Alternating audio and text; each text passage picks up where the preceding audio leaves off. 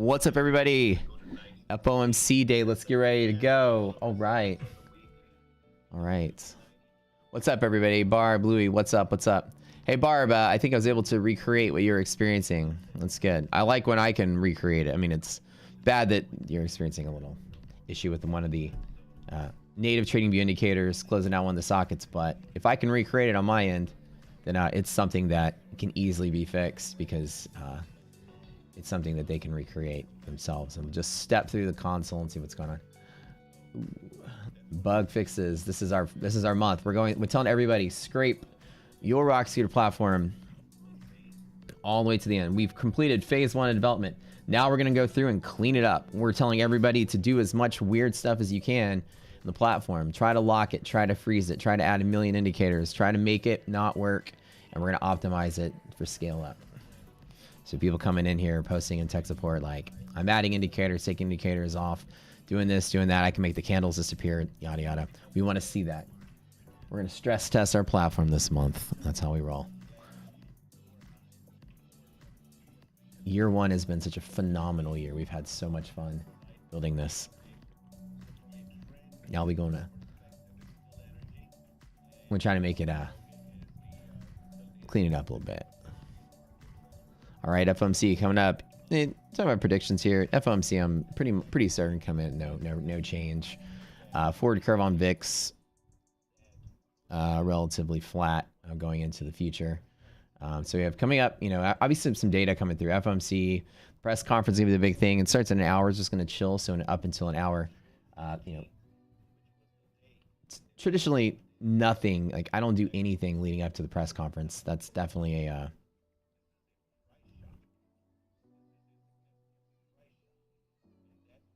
oh, I didn't save my United States choice. There we go. Normally I don't trade or do anything up until a decision, right? There's no reason to bet that the market hasn't effectively priced us in. Typically when your rates are hiking pretty quick, like 50 points, 75 points, 1.2, sometimes 3 points you've seen in the past per rate hike, in the 80s and stuff. You had some pretty aggressive rate hikes. You'll see the market will be sensitive and start to have a little bit more behavior. Price action going up into it, but I mean we're talking, Fed funds rate in that 5% area. We're not that sensitive right now. Inflation's coming down. If it's different, if the funds rate was closer to 10 and they were raising rates aggressively, you'd see a little bit more price action instead of just kind of like that nothingness. Very predictable what's going on. In the VIX, you can see that we rolled into a new VIX contract. A monthly option expired this morning. Rolling into October from September, you can see that there's just 15.6. Contango came in under 20. Clearly 20 or under, I consider it to be not aggressively volatile. We have been not volatile for the last, since forever, except for that 1 month. We got the Fitch downgrade, which created some volatility in the market. But other than that, we've just been slowly climbing up. The market's still bullish. We've got the DD ratio still being extremely positive. Market is very, very, very, very clean. I do love kind of what I see. I'm not scared of anything. It's just the market is not bearish enough to crash, but it's not strong enough to rally too fast. But VIX and decay is just a great sign of that. You can kind of look at future contracts here. Let's see, October is 15. December is 16. You see how I'm not going through all of them, I'm just looking at the list. Leading till the end of the year, the market's pricing in a non-volatile end of the year, so seasonal sell-off. I'm more in the boat that there's not going to be a seasonal bear market. I think the market's going to stay aggressively, mildly bullish and very liquid and very non-sensitive to data. We have that soft landing people are talking about. Market economic data is healing itself. You've got GDP quarter-over-quarter growth is positive. You've got the jobs market looking better as basically jolts are coming down, unemployment's coming down, which means companies open jobs and people are going back to work. The continuing jobless claims are trending down, with jolts trending down. It means a hiring spree. So we're in a hiring spree. Market's double topping-ish towards all-time highs. GDP is doing better. Inflation's still here. CPI is relatively high. It's ticked up the last 2 months, but one can argue that the Fed's probably not going to do anything, and they have committed to cutting rates as early, or I think it was maybe 3 or 4 months ago. Jay Powell said that they were likely committed to cutting rates early 2024. I don't know if that's really going to do anything but stimulate Wall Street into being slightly more bullish, but in reality, the true effects of quantitative tightening are kind of being realized right now, and that is creating a lot of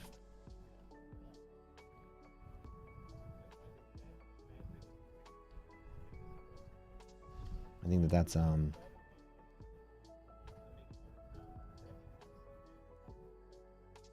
I think that's really kind of what we're experiencing. The market's going to be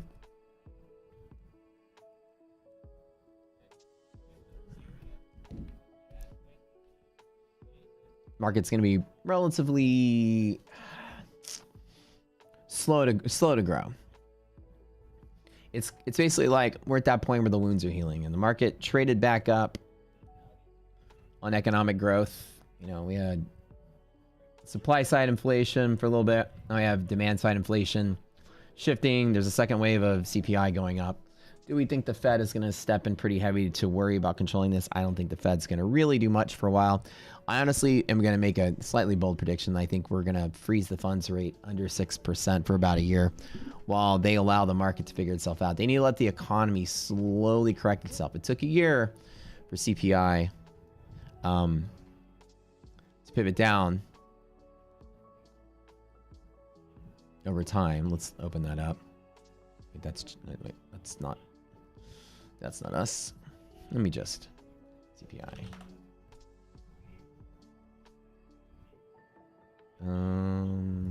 Okay, man, there's a lot of CPIs here. Let me just Google it.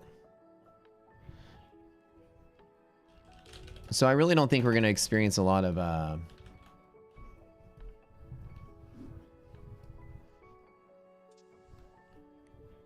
don't think we're going to experience a lot of tumultuousness in general. Obviously, this is trending with the jolt. When the jolt started coming down, continuing unemployment filings started coming down. People are going back to work. Wages started coming down. CPI came down. There was a major mechanism. Supply side inflation. Now everything demand side inflation. Food and energy prices are going up. Demand is there, driving prices higher. Housing market's still floating pretty good. Demand is there, driving prices higher. People aren't selling yet because they're not afraid of losing their jobs. Like they're trying to get out of a house at the high. People are holding on, waiting for interest rates to come down so they can refi. So, and obviously there's a secondary market of a lot of new constructions causing people to buy houses and turn them into rentals. And the rental market is really hot right now. And what used to probably cost $2,500 to rent for a house probably now costs $35,000 to $4,000. And yet you'll still pay that because you have a job and you need a house, and it's still cheaper than buying.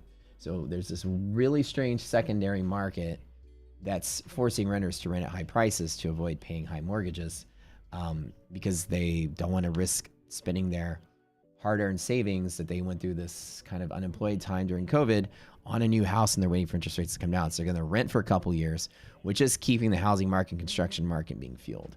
It's also keeping prices at a high because there's not a surplus of houses sitting on the market to sell. People are still buying these crazy expensive houses and turn them into rentals.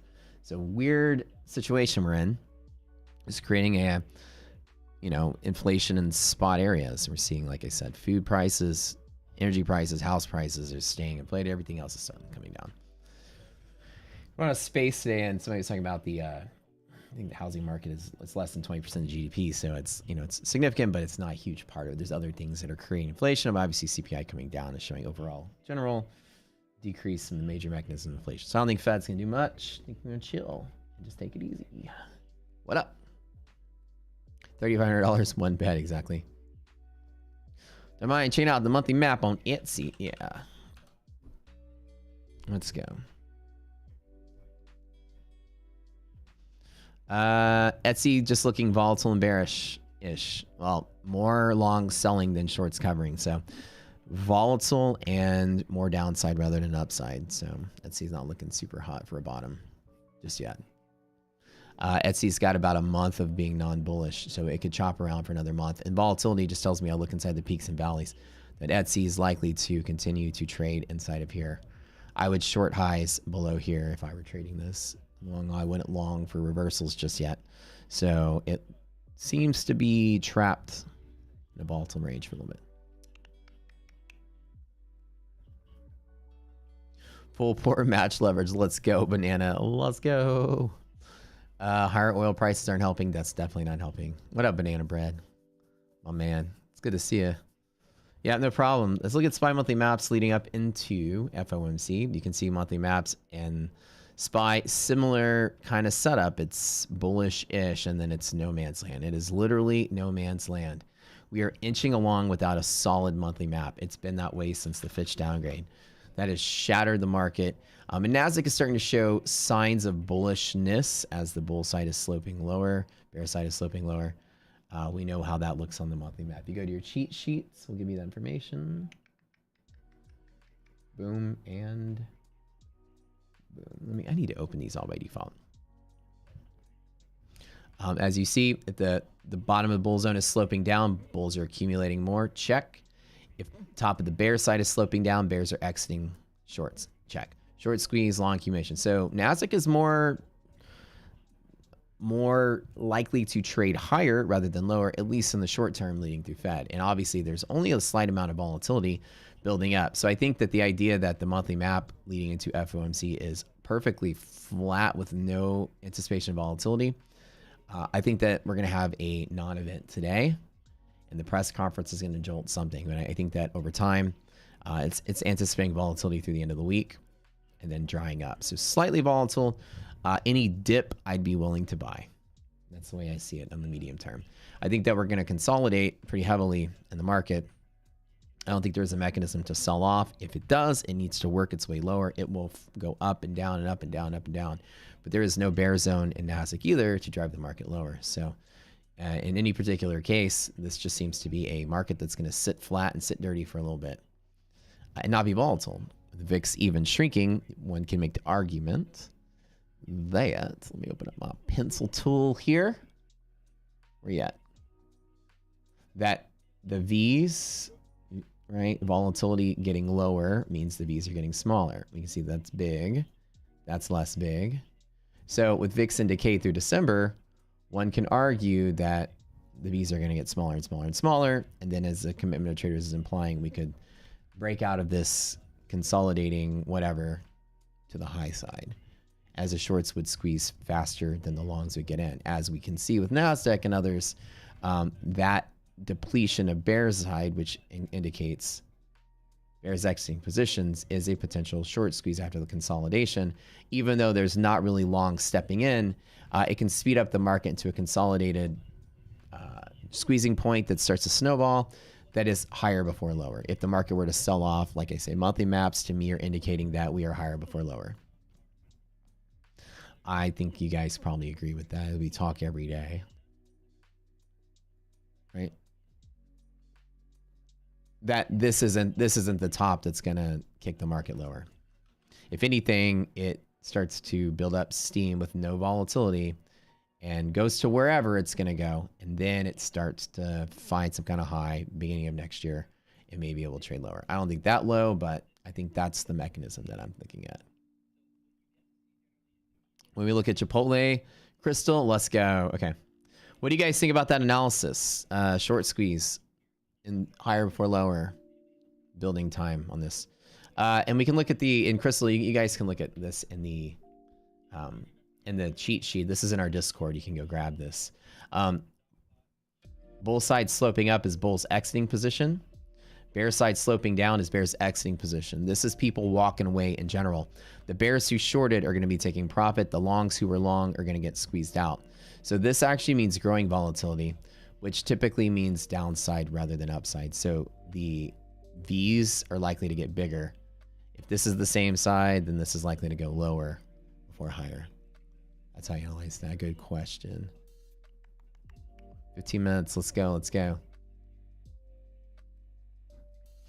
It seems to be like that the mechanism to bring the market down, it hasn't happened. So there really is no, as we see that since June of this year, shorts have been squeezed higher, which has continued to move the market higher. And we also know short squeeze because the shape of the move actually accelerates as it goes.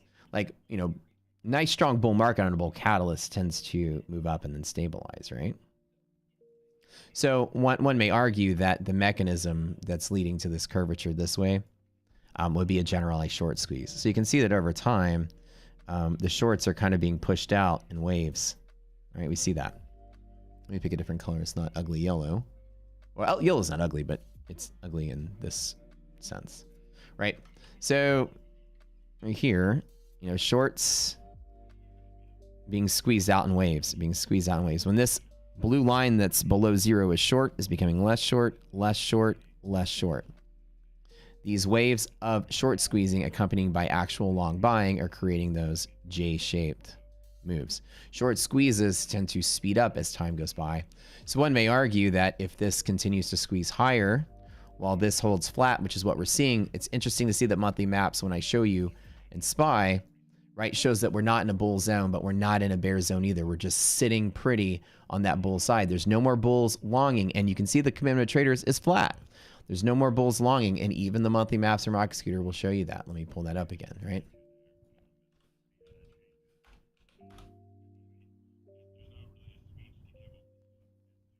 Right? Oops. So it's neat how, in conjunction, looking at options, looking at futures, are kind of printing the same data and from different approaches, right? As time goes by, there's just no more new bulls stepping in, and as time goes by, you can see that the bulls are just holding their positions here. But as time goes by, you can see that the shorts are getting squeezed out as those positions are expiring.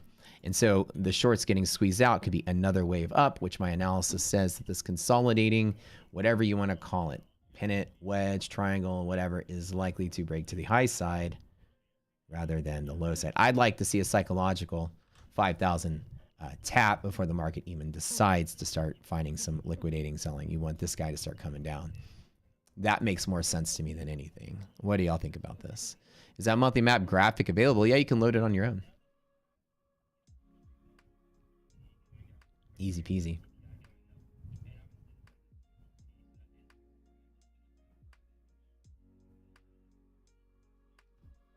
So I'm proposing that case.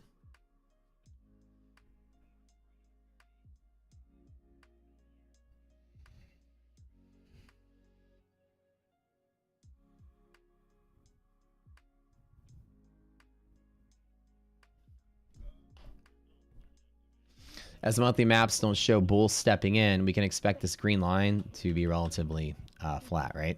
So bulls aren't stepping in, at least they're not wanting to. And whether you're going to need green selling, which we don't see any evidence of that. They could sell at any point in time, though.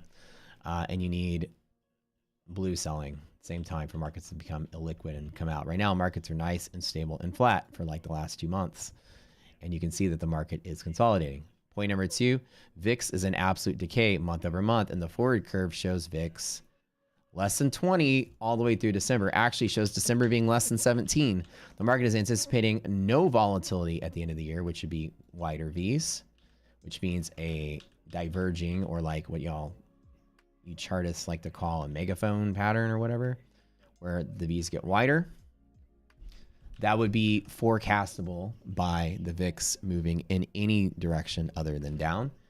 As we can see, I got my Thinkorswim loaded here. VIX has, even through the worst of August, September, October, VIX has barely moved. I mean, it's gotten close to 2020s. That VIX futures 20 is that kind of eyeball level that you're like, okay, markets can slightly be bearish going forward, or people are going to be anticipating or pricing in volatility. I mean, we're just seeing premium decay in options all across the board. Even if you look like future month Z23, you can see that even through December, VIX is forecasting 16.76 on the December contract. We're in October now, so November, December, there is no forecasted volatility that's even close to being above 20. We're in contango, which is a sign of a bull market. Typically, you're seeing, but the market VIX is just in perpetual decay, which typically means a consolidating market, and it's really great. A consolidating market with bulls holding the fort, as long as there's nothing to scare them out of their position, they're likely to hold. And then the shorts just have to pay money every single month to hold call options to protect their shorts. And once they start to bankrupt themselves and those call options start to expire worthless time over time, as you see as time goes by, you're not really seeing a lot of activity, those call side options buying, which means bears that are holding their position and likely buying calls that are creating those bull zone pressures, some of them not really there. So it's more likely that the bears are going to get squeezed out rather than the longs are going to sell. So I'm pitching that as my analysis. Dun, dun, dun, dun. So let's talk about today. So in all honesty, I do think by January 1st, we are breaking higher highs by Jan 1st without a catalyst to get bigger. So through December, volatility is in decay, which means consolidation. Everyone type yes if you agree with that. VIX month over month is pricing in less than 20. So there is no volatility. Volatility would be an expansion of the range, right? Or a loose market, a very thin market. A tighter market is a wedge. And these wedges tend to, a couple of things, higher highs before they start selling. You're going to need to see evidence of longs selling the market, which means this green line is going to start coming down. We don't see that just yet. We're seeing it hold the fort. Monthly maps are going to need to show us trading in a bear zone. We don't see that. We're trading in mean reversion. And as you guys know, liquidity map, mean reversion, these liquidity pockets tend to mean markets are balanced and random from the middle. And when markets are in, if you remember from your classes, does everybody remember when you're in a liquidity pocket? Even monthly maps have consolidating liquidity pockets, right? So in a liquidity pocket, we all teach that markets are random once it hits the middle, right? Once it hits the middle, you have longs and shorts that are both upside down in the middle. So the mechanism that breaks a liquid market one side or the other is always caused by somebody exiting a position almost every time. Correct, as Chase said. So what makes it move to the upside from the balanced spot? When both traders are upside down looking at each other, they both want the other person to move. So the person that moves first from this upside down spot in the middle, remember all the bears down here are losing in the middle. All the bulls up here are losing in the middle. Whoever exits their position first, if the longs start to sell, then the market will push to that side. The shorts start to cover and the market will push to that side. It's very unlikely that from a balanced market, someone just comes in and starts attacking this with new longs. The abundance of Wall Street is mostly upside down, so the probability is the highest that it's somebody exiting a trade that breaks the consolidation. The point I'm saying is that if we're consolidating, which we agreed earlier on, then it needs to be either long selling or short covering that will break it one way or the other. And we'll get to see that option coming forward as the weeks go by. Now you can look on monthly maps to help you forecast who's going to be selling in that mean reversion, right? And obviously you can see that when we open monthly map. As time goes by, what is this, right? If we were trading in here, that's clearly a bear zone. If we're trading inside of here, it's clearly a bull zone. But what is this with nothing? That's actually considered a mean reversion the same way. It's not bullish, it's not bearish. So essentially, everybody, for the most part, is slightly upside down. And if you see on the monthly map diagram, it shows that over time, the bear side is weakening, means shorts are covering, as we identified here. So there's your answer. In a balanced market, whoever exits first tends to press the direction. Therefore, if bears are exiting positions first, then the direction's likely to break to the upside. That's what Rock Scooter is designed to do. Now, it doesn't mean we're going to run there fast and it's time to go YOLO some calls. This is more like if I were a smart trader, I would sell puts. I would sell put spreads, or sorry, buy put spreads, credit spreads. I would bet that the market doesn't come down. There's no volatility, just consolidation, evidence of a short squeeze. I personally, instead of betting on a directional move or when it will happen, I would bet on short-term puts, selling all below that 430 range. Why would we, if VIX is not planning any forecastable volatility, then why would I bet that we trade lower? So instead of taking it's more likely that we consolidate and trade up. How long will that take? I don't know, which is why I'm not going to buy directional calls. Instead, I'm just going to bet month over month that we don't end up down here by the end of the year. Better way to trade that, in my opinion. That's the way I think about it. So I would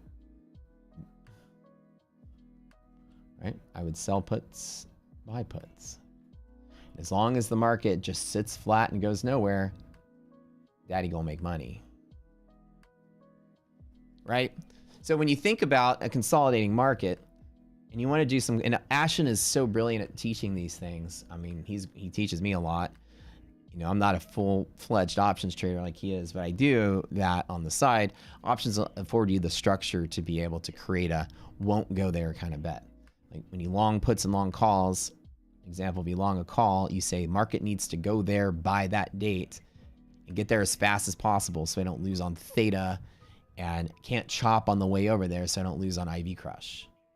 So when you buy a directional call, you want it to beeline there as fast as possible.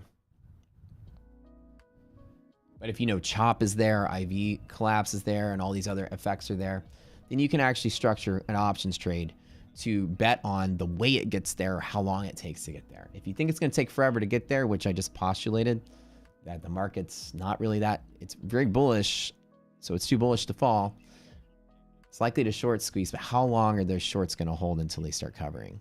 That you don't know.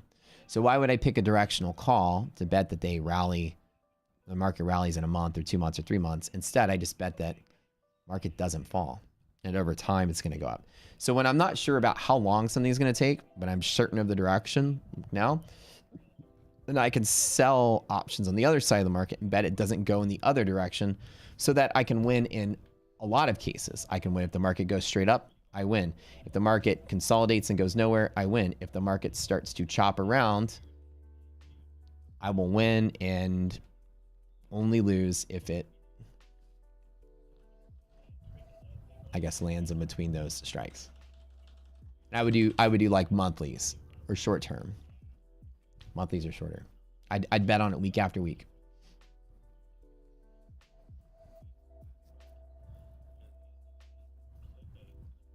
And I'd fix my loss. So not being certain the market's going to rally really hard, I wouldn't be yellow calls at this point. I certainly would bet that there's no downside. So what I call a go or won't go bet. A go bet is I'm long and I'm gonna ride the long wave. If I'm not short, or no go bet that we no go low, no go lower, then it can go sideways, flat, chop around, volatile, decay, up, down. As long as it doesn't go there, I'm good. So I like that style of trading. Now here we go. Announcements out. Let's see what we got.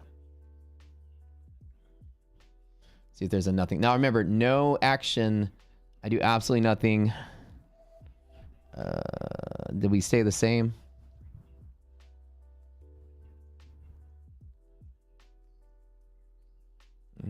Interest rate projection. 5.6 for current Q3. Interest rate. I'm looking at the forecast. We come out, no hike. Yep, we're flat. Nothing happened. All right. So everyone just kind of chilled at the press conference. That's when the market's going to move. So we can do absolutely nothing for a little bit. Drop down a little bit lower. Obviously, I don't do any trades here. Nothing. Market's moving. Wait for the press conference. That's all I can say. Press conference is going to be the kind of action building. Now, the interest rate projection might be what's causing this to move. As a federal funds rate, the previous, as of we had in the June,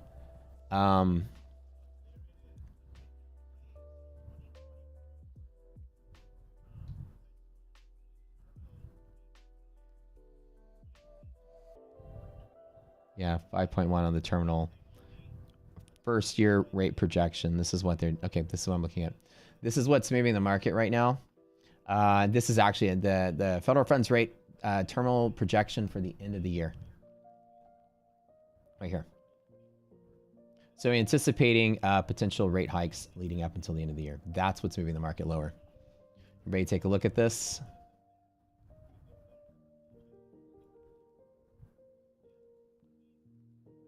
That's the big mover.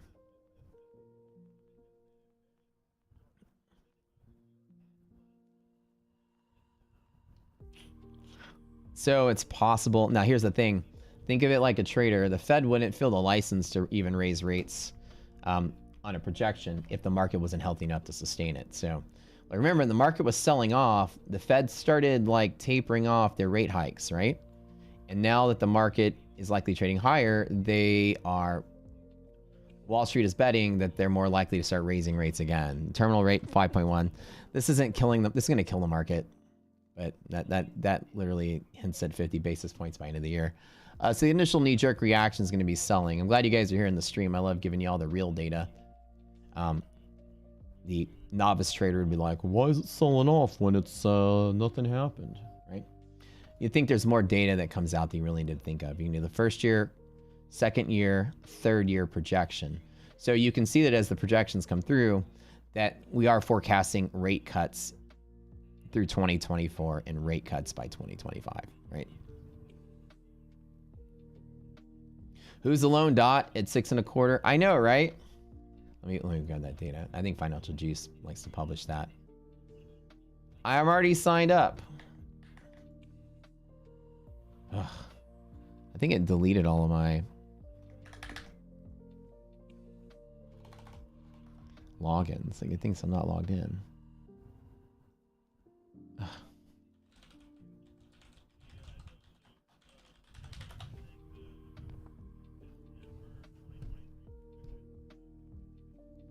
Yeah. Who's that? Who's that guy right there?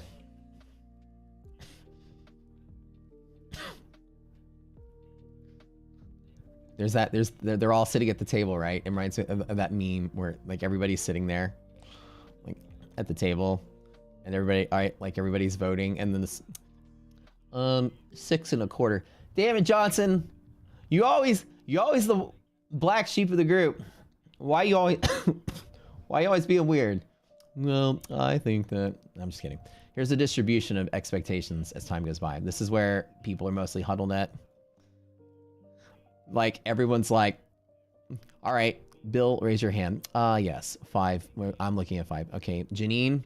Yes, I'm thinking 5.25. All right, Philip. Yes, 5.25. Okay, Johnson. 6.5. And everybody turns their head and looks at him. Fucking Johnson, you're blowing the average again. Why you do this? Why you like this, man? Who voted for you? I'm just kidding.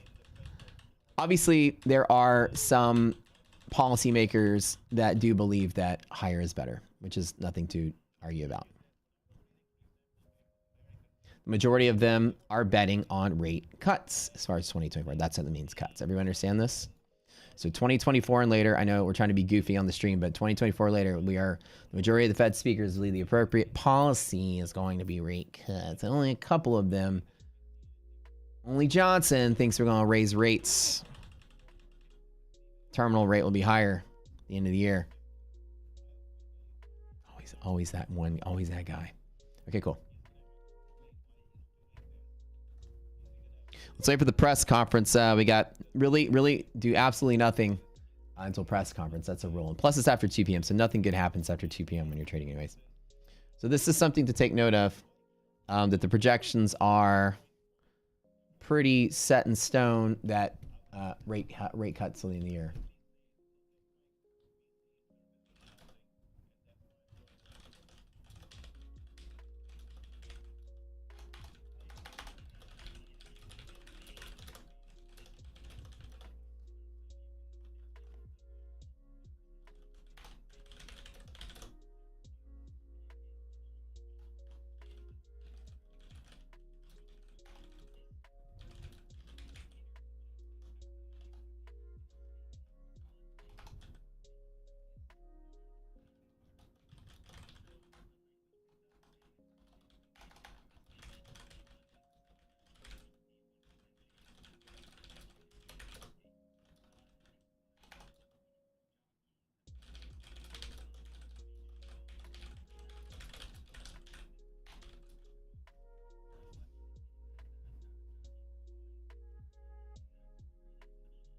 All right, gotta love reading this data.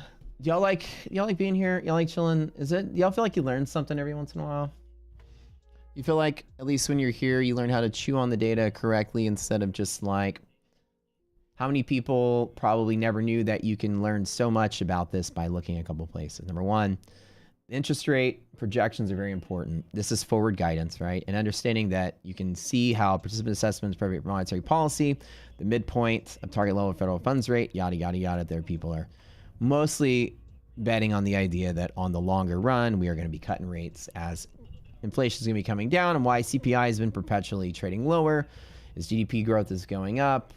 There's a hiring spree implied by the JOLTS coming down, continuing jobless claims going down. People are going back to work. Wages are coming down. People are getting jobs back, buying houses. Markets slowly starting to pick back up. The economy slowly starting to pick back up. So the Fed just simply believes that they don't need to raise rates to control inflation. That the slight burst in demand side inflation we're seeing for the things that are causing inflation to go up a little bit in the last couple of months. You're talking food, energy, couple of things that are wrapped up in like the long-term debt. You're talking like houses and cars and stuff. Those prices are going up. But in general, it's, you know, food and energy is a big part of that inflation, and that will slowly start to come down as the market gets out of that hoarder mentality of commodities. It's tend to happen in periods of inflation. People tend to lock their money up into things like energy and food. Commodities are a hot topic. You put your money in something that is tangible that you can hold in your hand. As everyone needs energy and food to live, then people expect the demand for that to remain the same despite economic turmoil. You still need to eat, right? That's it. Learning lots, bro. Thanks, man. Appreciate you. I feel like it wasn't a Trader Rock Scooter. My no-nonsense advice. I love you guys. Y'all are great. There are no call walls. What means this? Aha, it means not bullish. So if there's no call walls, it's not bullish and not bearish. So depending on where you are. Example, if SPY looked like this and there was just bear zone down here and nothing above, this is considered mean reversion if there's no call walls above.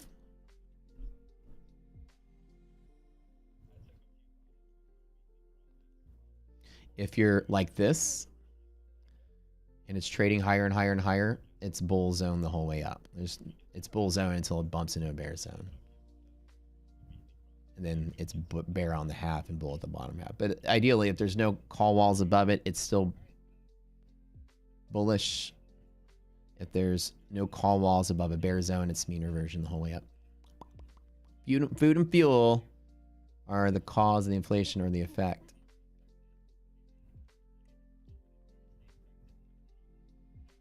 They are not the cause of the inflation.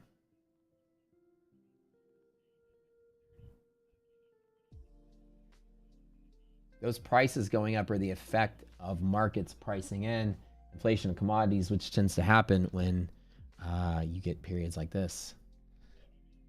It's a trade. People bet on the necessity. When there's uncertainty in things like a potential bubble, when I don't think there's a bubble, but tech bubble example,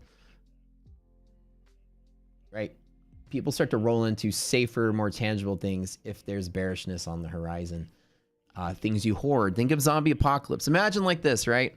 Somebody tells you zombie's about to take over and the world's about to blow up and you're going to be stuck for the rest of your life fighting off the zombies, right? Like in The Last of Us. What's the first thing you're going to do when you go raid Home Depot? What are you going to go buy? Gasoline for your generator. What do people line up for to buy in a disaster? Things that give them food and energy. What last hurricane that hit Houston, my grandfather was still alive. I stayed back to help him, and my grandma, every morning they would ration out 10 gallons of gasoline to anybody that wait in line to get it. It was hours waiting in line after Hurricane Ike. What did we do with that gasoline? We stored it and we ran the generators. What did we run the generators to do? To keep the refrigerator cold, to keep the food alive. Think like that.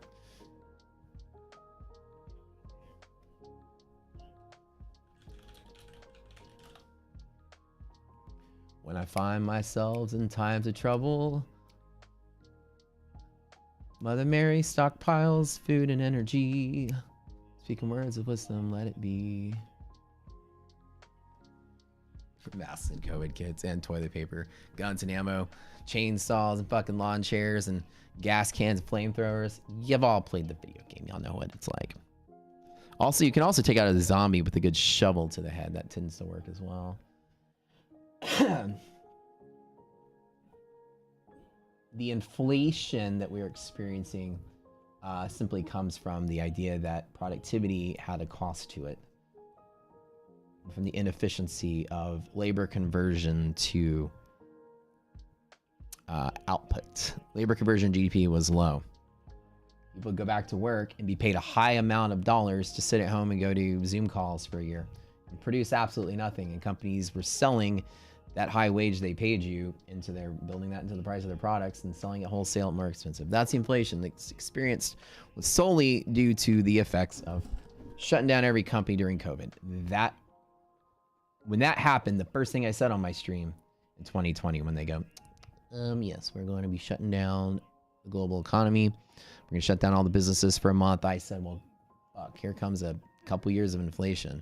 And I'd connect all the dots. You lay people off in scary times or whatever, and when things start to, when that spaghetti bowl starts to like untangle, and companies are like desperate to get back on their feet and hire people, and half the people are scared to go back to work because of the deadly whatever disease or something, then the person that goes back to work first, there's more jobs than workers, they have the power to ask for higher wages, and they did. Oh, you need 5 delivery drivers? Oh, and this other company also needs 5, and I'm the only person here willing to risk my life to work for you? Oh, you're going to pay for that risk. So I would like 30% more on my salary. As a matter of fact, the guy down the road is going to pay me 50, so I want 100. Companies are like, oh, God, we need to get driving. We pay him now and make it up later. We need to absorb the cost now because we got to get our product moving. We're burning money every day sitting on product. Okay, hire people back. And then when you're hiring people faster than, or hiring people slower than jobs are available, as companies open back up and there's not workers to fill the jobs, wages go through the roof, and there's the inflation we experienced. And all it did was cause ripples in the markets. This inflation is solely created by that effect. And the Fed has no control over that. None of the Fed policy changes will affect that inflation. CPI is not coming down because of rate hikes.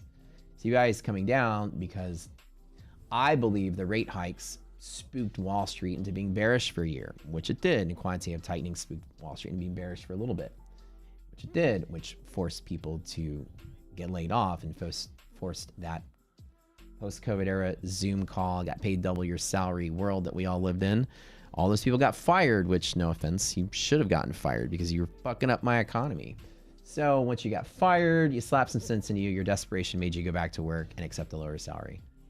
Because now, when you went back to work, everyone's back to work. And now you're not the only lone delivery driver with 10 open jobs. There are 10 delivery drivers for 1 open job. So now you guys are fighting each other for lower wages, which is bringing CPI down.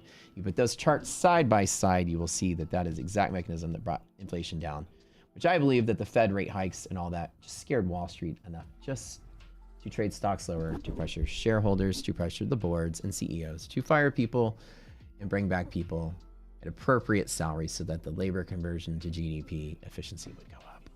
And that's just my theory.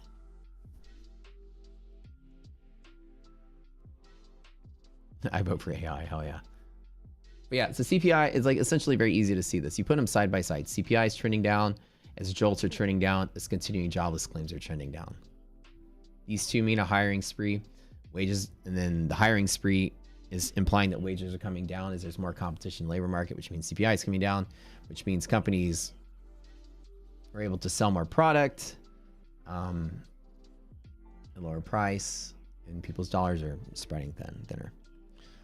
And GDP quarter-over-quarter growth is positive, which is a good sign, right? So you don't really see GDP growth and hiring spree during a recession. It's just not something that happens, right? Those are signs of a soft landing. This is the market has squeezed itself out of a recession. I tweeted back in June that the recession was not possible anymore.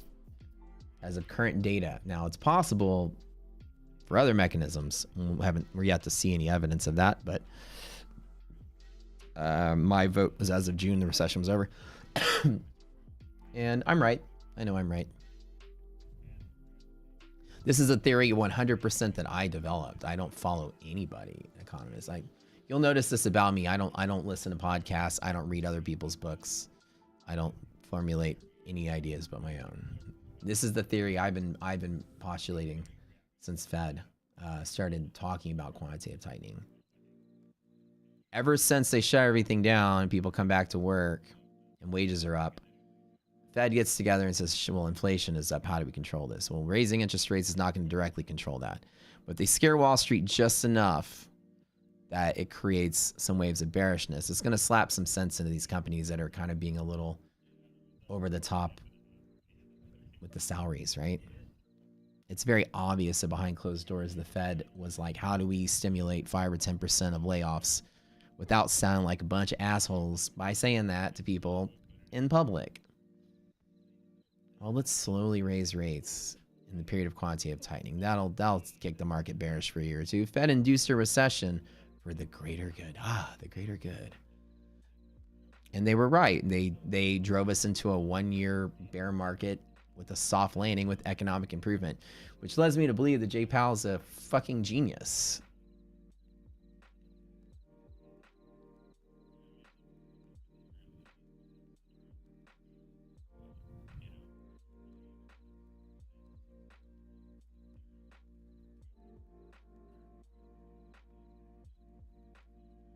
This is just staring at data, right? This is exactly what you see when you stare at the data.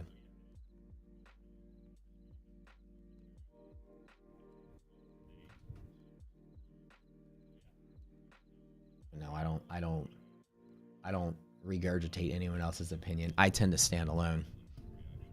When I come up with my stuff, I tend to be in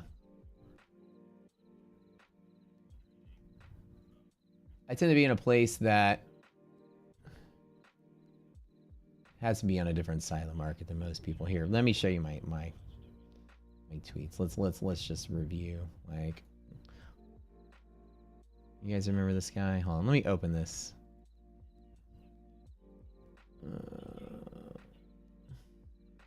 Can I make this bigger? Let me see. Oh, let me go to the tweet. Hold on. Boom. All right, let's go here. All right, look. At the top, oh God, you can't read that. Okay, let me just read it for you. At the top, I said short-term correction, volatility is going to be here. This is the first time in a long time I'm seeing the down market. Everybody was hyper bullish here. I'm the first bear of the party. Right here, there's a 2-month bottom. Boom, 2-month bottom here. This is the low. Market's bottom for good. Boom, market's bottom for good. So I'm pretty much the first bull, first bear. Here's when I said recession is over. That's literally, I know it's blurry, but it says recession is over. Here's where I said in June, like back here, I said that market's going to rally till summer. Summer came around, I said market's going to rally till September, October, which again, we are still here. So pretty much, I don't follow what anyone else says. I tend to be in a position where I try to find something people don't see almost all the time. So when people said COVID is going to shut down the global economy, all I did was say, well, this is the largest wealth grab in history. Market's going to crash for a couple months and then turn around and rally and break highs and keep going. And we're going to experience the effects of that through things like unemployment, inflation, high interest rates going forward. Literally said that the minute they said they're shutting the economy. So you can't do that. You can't lay everybody off for a month. You understand how slow it's going to be to recover. It's years of recovery. And that's 3 years later, and we're finally starting to see the signs of recovery, right? Not one decision from shutting down all businesses for a month. It's years of ripples, and we've seen that. So anyways, like I said, when I speak about fundamentals, I probably don't sound as smart as most people because I don't have a fundamental training. I speak of it like an engineer looking at data. I piece the data together my own way. I don't have whatever you just said, Keynesian, demon, whatever. I can't even read that. There's a heart in front of that word. Demand. Oh, demand, push, cost pull.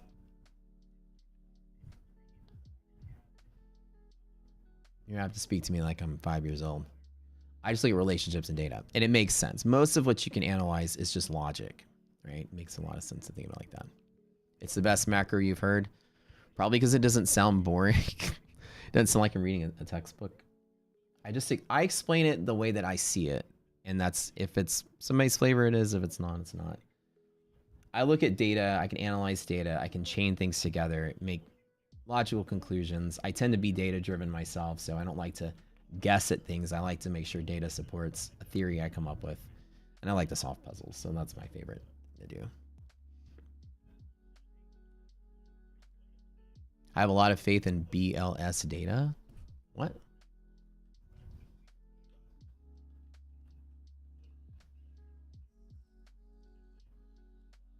I mean, I wouldn't expect them to be lying about, like, why would I not have faith in the Bureau of Labor and Statistics data? Would you not have faith in data collecting? I know what BLS stands for. I'm shocked that you would not have faith. Are you accusing the government of fraud? Or just being bad data collectors? I don't. Either way, think of it like this, right? The data is what the data is, whether it's good, bad, inefficient, off, wrong, fraud. Everyone has the same data. So we all could be trading off of bad data. Nobody out there has the real answers. Well, we all have the fake answers. It's just not. You would assume that no matter what the baseline is, it creates a level. You have to think logically, Ralph. Whatever the data is the baseline for all people. Nobody has additional data unless there's just pure fraud and they're giving the real data to somebody and the fake data to us. It doesn't matter if you have faith or don't have faith in the data. It is what it is, and it's a common baseline for all people. So all traders. Given now we're a solid bear for the day, would you expect like to move back before they Simon? We don't do anything till the press conference every day. Never think about what's going on in the announcement. We traded lower because the terminal rate forecast was 5.6% when the last was like a 5.1 or something. Let me see what it was. So essentially, the forecast is that the FOMC might raise rates a couple more times for the end of the year. That's why I had a knee jerk, okay? The rate projection, terminal rate for the end of the year, I'm sorry, 5.1. When it's been 4.6, 5.1, 4.3, 4.6. So futures are projecting a couple 50 basis points-ish possible rate hikes through the end of the year. And then the median rate vote by Fed speakers is showing that the median rate's expected to decline. All right. That's it. So we need to hear the press conference and Powell's, outlook for the future.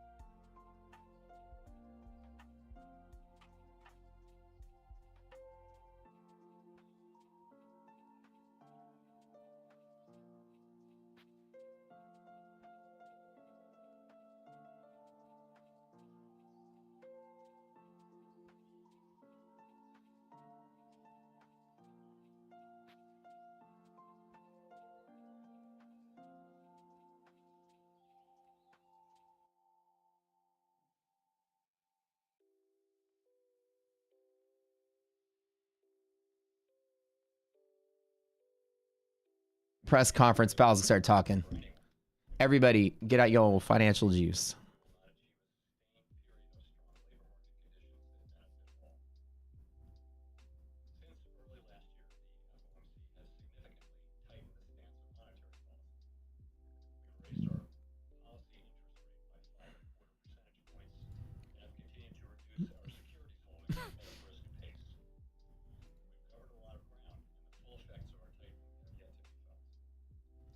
I keep this right here. Honestly, it's beyond the time I usually would like to trade, but we're going to listen to what he says.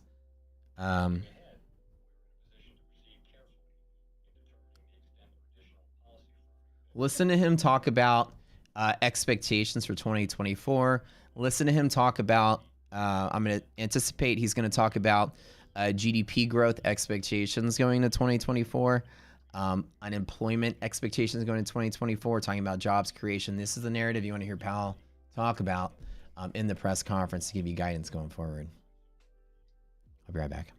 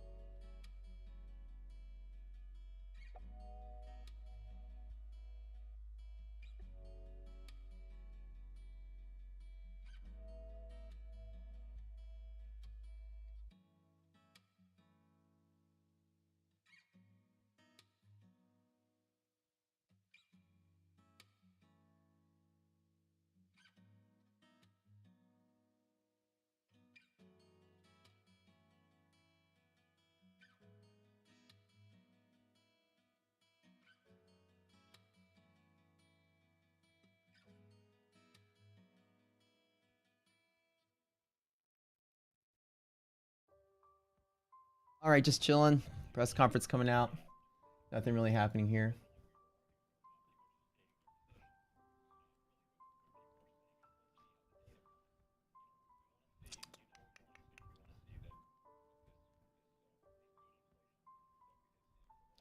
The more likely that not another rate hike will be appropriate.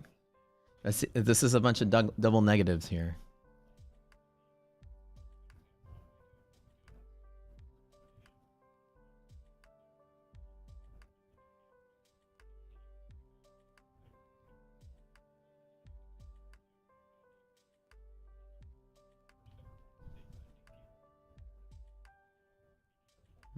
This Powell's just walking middle of the road.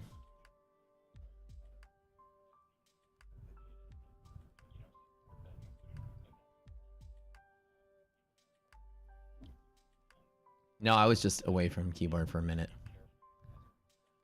Yeah, Robert, you're correct. I need to make a new triple B. I did not get a chance to do that yesterday. I'll do that this afternoon.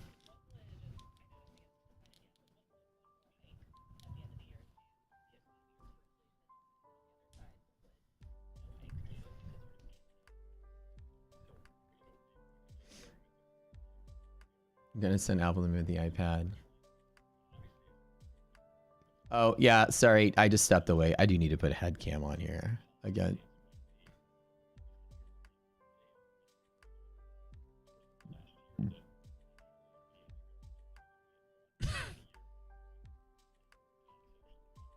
I would think so. One more rate hike before the end of the year is probably appropriate.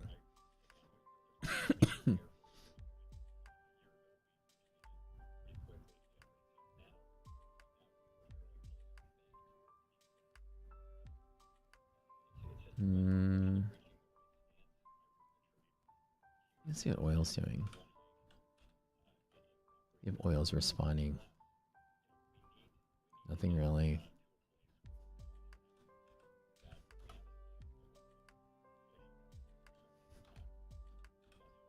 Your 2% targets are really, really, really far away. We're not going to hit 2% for a couple more years.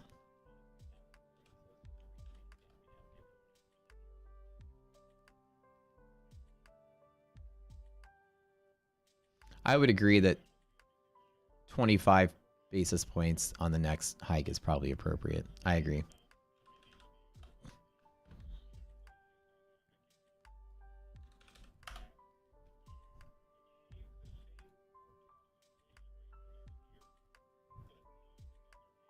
That's pretty nothing effect today. I don't think the market's going to really do much. I'm ready to call it. Even during the press conference. Mild chatter. We got an hour and 15 until markets close. Obviously, it's just standard rules apply. Open in bull zone, likely to close in bull zone. Open below hedge, likely to close in hedge. It is past the 2 p.m. random, so obviously, right here, everything here is random going forward. Hedge pressure break could be rare. Closing down here would be rare. So my call for the day is that this is just a hard to predict event. There's really nothing actionable on it other than one may have decided to short hedge pressure with the stop if there was anything, but clearly the market's still kind of floating in there. I don't think Powell's going to say anything that's going to trigger the market to do anything. I do think we'll probably get one rate hike next year. I mean, next event. I think that's going to have no effect on the market whatsoever. I think any potential rate hike possibility or probability is priced in right now as people are starting to shuffle that information in. That terminal rate being 5.1%, that is the rate hike, and that's trying to price it in right now. Right, they're anticipating 1 to 2, maybe 25 to 50 basis point change. The S&P is lowered by 10 points. Womp womp. Nobody cares. Non-event, nothing gonna happen. Let's call it. Love you guys. We'll see y'all tomorrow. I promise you this. You stare at this for the next hour, your eyeballs are gonna burn out of the socket. Learn to know when something's non-event. Learn to see it. Learn to not care. Call it a day, walk away, and just kind of do your thing. Has to do to rock skater. Look at the data for what is. Powell's already chewed through the data that I wanted him to chew through. Tiptoeing around anything that's going to simulate the market's going higher. VIX isn't trading higher. Markets don't care.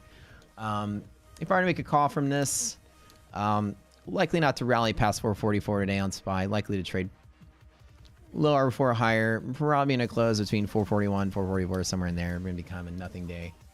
going forward. But anything can happen. Surprise at the end of the day could cause random rallies. You never know. Random selling. It's all random from here. So better just sit out and walk away. Come back tomorrow. We'll see y'all later.